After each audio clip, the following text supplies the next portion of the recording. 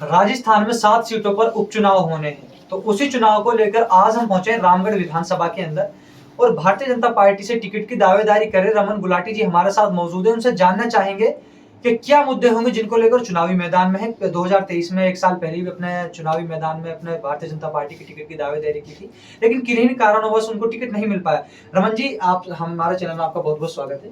नमस्कार। हाँ, देखिए सर, आप भारतीय जनता पार्टी के टिकट की दावेदारी कर रहे हैं रामगढ़ विधानसभा से, सर क्या कहेंगे सर? मेरा सबसे पहले तो यही कहना है कि इस विधानसभा रामगढ़ के अंदर बहुत सारी क्षमताएं हैं जिनका आज तक इस्तेमाल नहीं हुआ। उसमें सबसे पहले, क्योंकि आज मूलभूत सुविधाएं जिनके लिए हम बहुत पीछे हैं, पानी के आज जितने काम पेंडिंग है, महिलाएं परेशान हैं, लेकिन जब घर गृहस्थी की चीजों से आदमी जब उलझा रहता है तो रोजगार के लिए नहीं जा पाता। इन सारी चीजों को मूलभूत को पूरा करने के बाद मेरा लक्ष्य होगा रोजगार, क्योंकि यहाँ का युवा रोजगार के लिए परेशान है। अगर रोजगार नहीं है तो उस घर की उन्नति नहीं हो सकती, और जिस घर की उन्नति नहीं है तो गांव की नहीं हो सकती, और गांव अगर उन्नति नहीं करेगा तो पूरी विधानसभा पिछड़ जाएगी। धीरे धीरे यही हुआ। यहाँ रोजगार के बहुत सारे अवसर हैं। दिल्ली के नजदीक होने का हमें आज तक कोई लाभ नहीं मिला। इन सारी चीजों पर काम करने के लिए मेरे पास एक बहुत बड़ा प्लान है, जिसको लेकर मैं गांव-गांव तक, युवाओं तक रोजगार पहुंचाने का प्रयास करूंगा। देखिए रमन जी, अगर बात करते हैं आपकी विधानसभा को लेकर, तो आपकी विधानसभा की मुख्य समस्याएं पहले नंबर पर हम बात करते हैं तो यहाँ पे शिक्षा को लेकर, शिक्षा स्तर जो आपकी विधानसभा के आपके ग्रामीण एरिया का बहुत ही डाउन है सर, क्या कहेंगे सर? बिना शिक्षा के रोजगार भी नहीं होगा, क्योंकि अगर शिक्षित नहीं होंगे, अच्छी पढ़ाई नहीं करेंगे युवा, तो सवाल ही पैदा नहीं होता कि वो रोजगार प्राप्त कर सके। तो उसके लिए सबसे पहली शुरुआत तो शिक्षा ही है। मैंने कहा ना, मूलभूत सुविधाएं, बच्चों को अच्छी शिक्षा मिले, युवाओं को रोजगार मिले, माताओं बहनों को उनके लिए पानी की व्यवस्था हो, गांव में आने जाने की अच्छी सड़कें हो, अच्छी बिजली की व्यवस्था हो, ये तो सारी चीजें हैं। लेकिन इन सब के बाद एक बहुत बड़ा काम है युवा, जो हमारे इस देश की नहीं पूरी दुनिया की बहुत बड़ी पावर है यूथ। इसके लिए काम करने का मेरा बहुत बड़ा एजेंडा है। देखिए रमन जी, आपने बात कर रहे हैं युवाओं को लेकर। अगर युवाओं की बात की जाए तो युवाओं के लिए रामगढ़ के अंदर कोई भी यूनिवर्सिटी मौजूद नहीं है। सबको पढ़ने के लिए अलवर जाना पड़ता है, जबकि अलवर यहाँ से 20 से 25 किलोमीटर की दूरी पर मौजूद है। सर, यदि आप यहाँ से विधायक बनकर आप विधानसभा में जाते हैं, सर क्या करेंगे खास करके युवाओं को लेकर? आप युवाओं की बात करें। आपने बहुत अच्छा सवाल किया यूनिवर्सिटी को लेकर। देखो, यूनिवर्सिटी तो मत्स्य यूनिवर्सिटी अलवर में आ चुकी है। इस अलवर मत्स्य यूनिवर्सिटी को लेकर एक बहुत बड़ा प्रयास था मेरा कि यहाँ से मालाखेड़ा, जहाँ हल्दिया यूनिवर्सिटी पहुंचने का रास्ता है, वो नहीं है हमारे पास। मैंने बहुत टाइम पहले भी एक मांग उठाई थी, जिसको डाइवर्ट करके अपने मीनापुरा से लेकर और बाहर हाईवे तक की कनेक्टिविटी हल्दीना से रोड बन गया। उसके बाद मैंने एक डिमांड दोबारा की कि ऐसा क्यों ना हो कि शीतल हाईवे से लेकर अंदर के इंटीरियर रास्तों से घाटकोटेटा होते हुए गुजरवास और लक्ष्मणगढ़ के कुछ कोने को जोड़ते हुए इंटीरियर से वहां के हमारे ग्रामीण क्षेत्र के युवाओं को यूनिवर्सिटी तक जाने का एक अलग रास्ता मिले। क्योंकि अगर आज हम बात करें कि अगर शीतल का आदमी बड़ौदा में से चलकर अगर कहीं से निकलता है, गांव से निकलता है, तो उसके लिए एक ही रास्ता है कि वो पहले अलवर जाएगा, अलवर से मालाखेड़ा जाएगा, मालाखेड़ा से फिर हल्दीना जाएगा, जो कि आज एक बिना साधन के संभव नहीं है। क्योंकि वहां अगर किसी के पास क्षमता नहीं है अपनी बाइक खरीदने की, या किसी गरीब के पास अपने जाने की व्यवस्था नहीं है, तो वो कैसे जाएगा? तो इंटीरियर रास्तों से तो वो किसी भी माध्यम से, क्योंकि यहाँ से अगर हम वैसे घूम कर जाएंगे तो 40 किलोमीटर का रास्ता पड़ेगा, अंदर से जो रास्ता बनेगा वो मात्र 20 से 22 किलोमीटर का रास्ता होगा। वो मांग राजस्थान सरकार ने पूरी कर दी है। जल्द ही वो सड़क बनने जा रही है। माननीय केंद्रीय मंत्री भूपेंद्र जी से भी मैंने उसके लिए निवेदन किया था कि इसका जो रोड मैप है वो यही रहे, क्योंकि अलाइनमेंट अगर आउट होगा और चीजें डिस्टर्ब होंगी, क्योंकि उससे 3 विधानसभाओं को फायदा मिलता है, अलवर ग्रामीण, रामगढ़ और लक्ष्मणगढ़। देखिए रमन जी, आपने बात की है यूनिवर्सिटी के लिए। अब हम बात करते हैं अपनी विधानसभा की बच्चियों को लेकर। अगर हम बात करते हैं 8th या अपने जो ग्रामीण एरिया है वहां से 8 से 10वीं तक बच्चों को पढ़ाया जाता है, बाहर जाने के लिए बच्चों को नहीं पढ़ाया जाता। सर क्या कहेंगे सर इसको लेकर?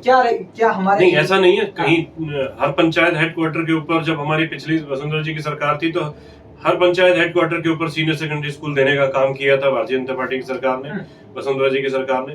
तो स्कूल तो है, लेकिन बात वही है कि वहां पर वो उस शिक्षा को हम दे पाए, उन बच्चियों तक, उन बच्चों तक हम वो शिक्षा की वो व्यवस्था दे पाए। क्योंकि मेन बात होती है व्यवस्था की। व्यवस्था क्या है? अच्छे टीचर हो, अच्छी फैकल्टी हो, अच्छे सब्जेक्ट हो, ताकि उनको रोजगार से जोड़कर वहां तक पहुंचाया जा सके। देखिए सर, मैं आपसे बात करना चाहूँ, अगर आपकी रामगढ़ की जनता आप पर भरोसा जताती है, भारतीय जनता पार्टी आपको प्रत्याशी बनाकर मैदान में उतारती है, सर सबसे पहला मुद्दा होगा जो सर किस मुद्दे को आप अगर सॉल्व करने का जो काम करेंगे आप विधायक बनते तो? देखिए, पहले तो मैंने कहा ना कि आवश्यकता है मूलभूत सुविधाएं, क्योंकि पानी को लेकर एक बहुत बड़ा मामला है और फिर गर्मी हमारे सिर पर आ रही है आने वाले 4 महीने बाद। अभी नवंबर, दिसंबर, जनवरी, फरवरी 4 महीने निकलेंगे और फिर गर्मी का मौसम आएगा। पानी के लिए हाहाकार मचे, उससे पहले सबसे पहले पानी पर काम करना होगा, ताकि पीने का अगर पानी नहीं मिलेगा तो घर की बहुत सारी चीजें डिस्टर्ब होती हैं। देखिए सर, अगर बात करते हैं हम बड़ौदा में साइड की, तो ग्रामीण एरिया में कुछ ऐसे एरिया हैं जो कि अभी भी गांव रोडों से वंचित है। वहाँ की जो इंफ्रास्ट्रक्चर एरिया है सर वो बिल्कुल खराब है। हमने ग्राउंड रिपोर्ट भी की सर, क्या वजह रही कि उन जगहों उन गाँवों के लिए रोड नहीं बन पाए? राजनीति का शिकार है, बिल्कुल राजनीति का शिकार हुए हैं। किसी न किसी कारण से वोट न मिलने के कारण नेताओं का ये ध्येय रहा कि हमें इन्होंने वोट नहीं दिया इसलिए डेवलपमेंट नहीं करेंगे। ऐसे बहुत सारे गांव आज भी अछूते हैं। उन सबको एक एक करके उन चीजों तक पहुंचाएंगे। हर गांव के अंदर मूलभूत सुविधा वहां पहुंचने का रास्ता अच्छा हो, वहां अच्छा स्कूल हो, अच्छी शिक्षा हो, और सबसे बड़ी बात कि इस एरिया में चिकित्सा की भी बहुत सारी कमियां हैं, उन पर भी, क्योंकि अच्छी चिकित्सा नहीं मिलने के कारण वो शहरों में जाते हैं और अपनी जेब कटवाते हैं, बड़े बड़े हॉस्पिटलों में बहुत सारी चीजें नुकसान करते हैं, अपनी जमीनों को बेचकर भी इलाज कराते हैं। तो चिकित्सा भी एक बहुत बड़ा मुद्दा रहेगा, क्योंकि अगर चिकित्सा पे यदि काम नहीं हुआ तो लोग अपनी जमीनों को बेचकर कब तक इलाज कराएंगे। हालांकि आज मोदी जी ने एक बहुत बड़ी योजना चलाई है, हर गरीब को लिए, हर व्यक्ति के लिए इलाज संभव हो, तो आयुष्मान भारत के जरिए बहुत सारी सुविधाएं अच्छे प्राइवेट हॉस्पिटल में भी जाके मिले, ऐसी व्यवस्था भी मोदी जी ने दी है।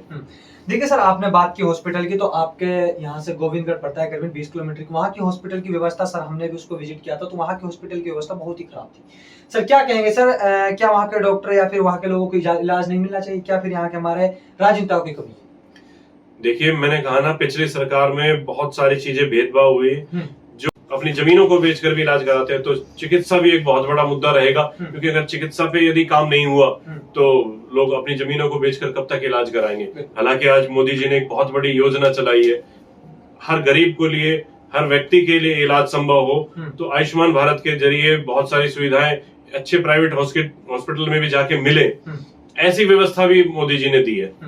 देखिए सर, आपने बात की हॉस्पिटल की, तो आपके यहाँ से गोविंदगढ़ पड़ता है करीबन 20 किलोमीटर की। वहाँ की हॉस्पिटल की व्यवस्था सर हमने भी उसको विजिट किया था, तो वहाँ की हॉस्पिटल की व्यवस्था बहुत ही खराब थी। सर क्या कहेंगे सर, क्या वहाँ के डॉक्टर या फिर वहाँ के लोगों को इलाज नहीं मिलना चाहिए, क्या फिर यहाँ के हमारे राजनेताओं की कमी? देखिए, मैंने कहा ना, पिछली सरकार में बहुत सारी चीजें भेदभाव हुई, जो केवल इस बात को देखकर हुआ कि उन्होंने मुझे वोट नहीं दिया तो उस एरिया में डेवलपमेंट नहीं करना। ये एक बहुत बड़ा मामला है। ये सारी चीजें दूर होंगी।